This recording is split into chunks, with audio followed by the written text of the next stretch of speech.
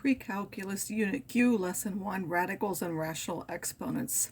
So we now want to remind ourselves of all of the rules that we had for exponents. The nth power of n, of course, we write a to the n. If you have a negative, make sure you put it in parentheses if you mean to raise the negative to the power, because these two do not mean the same thing. So if you're multiplying two things with the same base, you add the powers. If you divide two things with the same base, you subtract the powers. If you're raising a power to a power, you multiply the exponents. If you're raising a product to a power, you raise each part of that product to a power.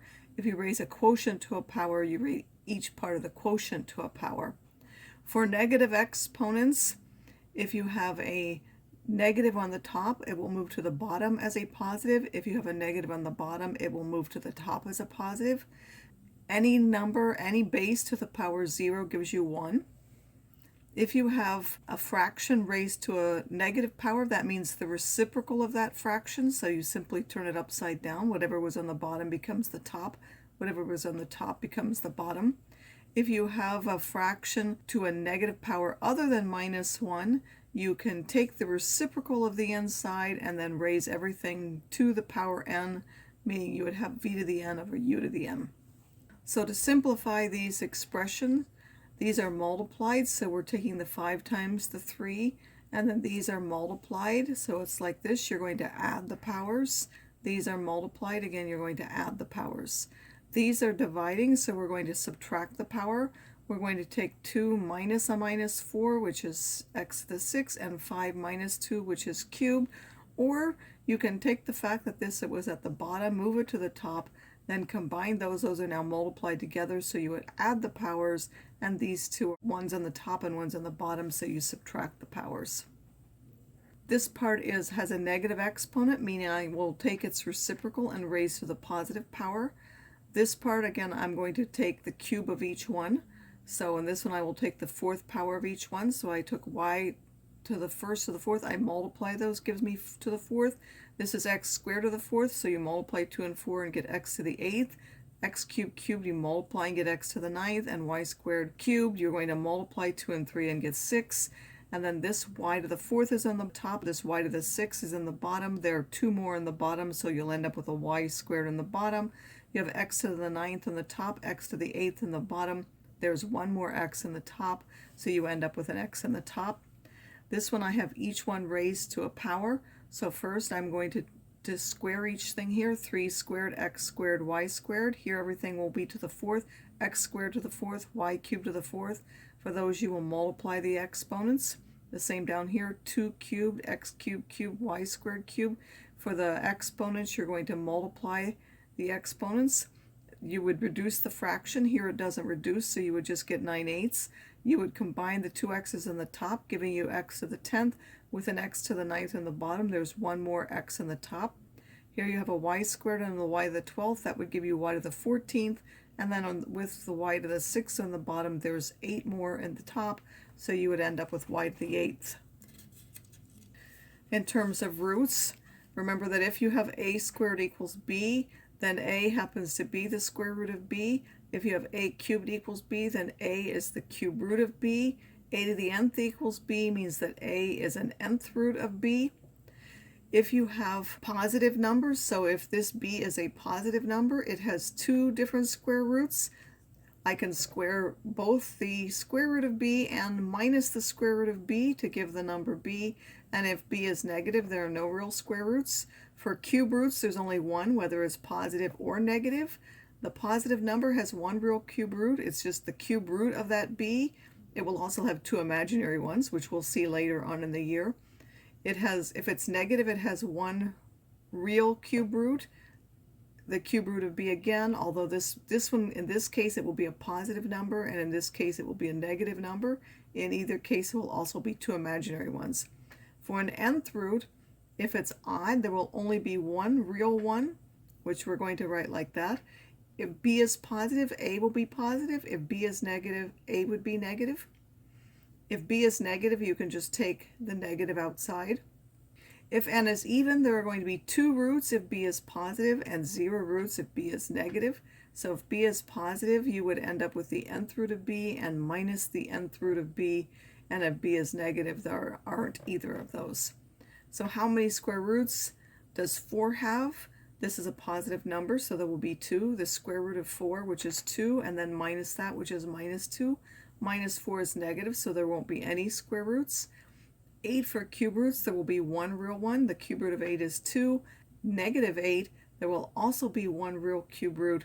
It's the cube root of minus 8, which is, again, you just take out the minus the positive cube root of 8, which is now minus 2. Find each of the roots, the real square roots of 36. Again, there's 2 of them because it's a positive number, so they would be 6 and minus 6. And then the real cube roots, there will only be 1 cube root. Take the cube root of the top, and the cube root of the bottom will give you 3/2. So we have properties of radicals that we also took. If you take the nth root of a product, it's the nth root of each one multiplied together. If you have the nth root of the quotient, it's the nth root of each one divided by each other. If you have an mth root of an nth root, you can simply multiply the m and the n and get u. You can also switch the order, even though I didn't put that here. You can do the nth root of the mth root, and sometimes that makes simplifying easier. And then you have the nth root of u to the m. You can make that the nth root of u and raise to the power m. So you can also use this if you're trying to simplify and make things easier. Again, you're going to find the largest square root that you can. So you would take 32 and do either a factor tree or some sort of box diagram for the roots, in which case you would find that there is a 4 squared times a 2, so 16 is 4 squared. Because it's a perfect square, you can take it outside and you get 4 square roots of 2. For the cube root, again, you can take the cube root of the top and split it up with the cube root of the bottom. 8 is a perfect cube, so that will give you 2. And again, the mth root of the nth root, the second root of the cube root, will simply, you multiply those, will be the 6th root of 5. And then the cube root of 8 squared, well, the cube root of 8 we know, so we can do that first and then square, and that will give us 4. If we raise the nth power and we take the nth root, they're inverses, sort of. So if I take the nth root of u and I raise to the nth power, it will always give u. So no matter what, if I have a radical and I raise to the power, I will always get rid of that. It will always undo it. But if I take the nth root of a power, it will give the absolute value if n is even, and it will give the value itself only if n is odd. So we have to remember that when we take an even root of a power, we have to put the absolute value. And that's because there could be a negative root, but this notation implies the positive one. So if u is minus 2 to the 4th is 16, but the 4th root of minus 2 to the 4th would be the absolute value of that minus 2, and it gives 2, so it does not take us back to the number that we started with. When we take the nth root of both sides, there are 2 solutions if it's even. So when I have x to the 4th to the 16th, and I want to take the 4th root of this, which is now 2, again, the 4th root of x to the 4th gives me the absolute value, so there will be 2 solutions to that, both a 2 and a minus 2. So when we want to simplify radical expressions, we're going to remove the largest perfect powers that we have of whatever kind we're talking about. We're going to take those out and leave the rest inside. For even roots that result in odd powers, we may need an absolute value to ensure that it's positive. It's helpful to know these perfect squares, cubes, 4th powers, and 5th powers. So if I went with the cube root of 554 again, you could do a box diagram. You know you can take out 1, 3, which will give you 18. You can take out another 3, which will give you 6. You can take out another 3, which will give you 2. So now this is the cube root of 3 cubed. This is the cube root of 3 cubed times 2. The cube root of 3 cubed is just 3, and then you have the 2 that's left underneath. For the square root of 128 times 8, you would find that there are 2 8s in there, so that would be 8 squared times 2. That square root of 8 squared just gives you 8, and then the 2 becomes 2. For the 4th root, this is 16 is 2 to the 4th. So the 4th root of 2 to the 4th, again, those undo each other, and you get just the 2. Then you have the 4th root of the 3. You can also do it with variables. For the variables, you're going to take out the biggest multiple of whatever this is that you can. So the 72 you split up into 36 and 2. 36 because that's 6 squared, so it's a perfect square. And then this x to the ninth, this is a 2, so I want the biggest multiple of 2 that comes out of 9, that's 8, and then there's 1 left. I can take the square root of 36, it's 6. I can take the square root of x to the 8th. Again, I'm going to divide that now by that power, which is 2, and get x to the 4th, and then I'm left with this 2 to the x inside. Because this was an odd, I couldn't put a negative in there, so those x's had to be bigger than 0. If I take the 4th root of this, again, 96 is 16 times 6, 16 being 2 to the 4th.